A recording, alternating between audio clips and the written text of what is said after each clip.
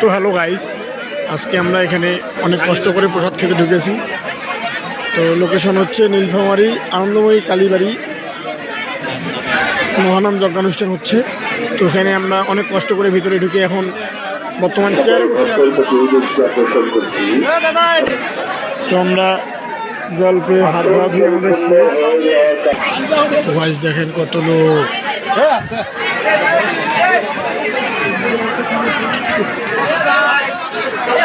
তো আমরা এখন শিবুর কাছ থেকে সাক্ষাৎকার নিব। শিবু কিছু বলো।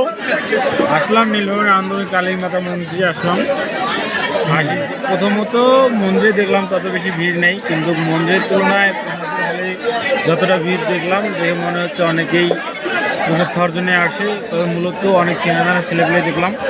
ছেলেগুলো জনসংখ্যা বেশি, এগুলো হয় অনেক গ্রাম থেকে ছেলেগুলো আসে, ম্যাচে থাকে, ম্যাচের ছেলেগুলো আসে ভিড় জমায়। তাহলে কি ম্যাচের ছেলেদের কি বহিষ্কার করতে হবে?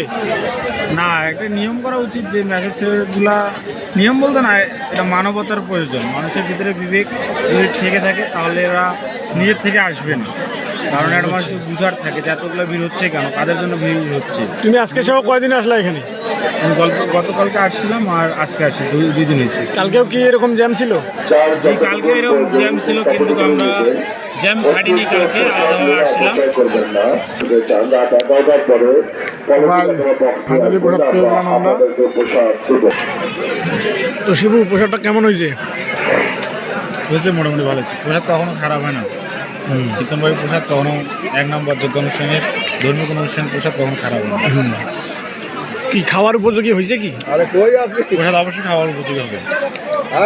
না, সব জিনিস তো আর এক হবে না। যেমন কিছুক্ষণ আগে আমরা শুনলাম একটা কিছুই নাকি দিছে ধোয়াশে করতেছে, বোঝোনাই? না, সেটা হয়তো বা কিছু যান্ত্রিক ত্রুটি হতে পারে। যান্ত্রিক হয়তো বা 2 মিনিট আগে বা 2 মিনিট পরে রান্না করা হয়েছে, হয়তো বা ধোয়া জালে একটু কম ছিল। এই তো কেমন খাচ্ছ তুমি? কেবল শুরু করলাম, প্রসাদ অনেক গরম করতেছে, একটু সময় কম লাগবে, কিন্তু অতি ঘন সময়ের মধ্যে প্রসাদ শেষ করার লাগবে। কারণ বাইরে অনেক লোক দাঁড়িয়ে আছে আর মাইকে খুব ঘন অ্যানাউন্সমেন্ট করা হচ্ছে যে সকালে অতি শীঘ্রই প্রসাদ থেকে বাইর হয়ে যাবে। এখানে কীর্তন কয়দিন চলবে আরো? আমার জানার মতে আজকে শেষ, কালকে পদাবলী হবে। কালকে আসবে তুমি?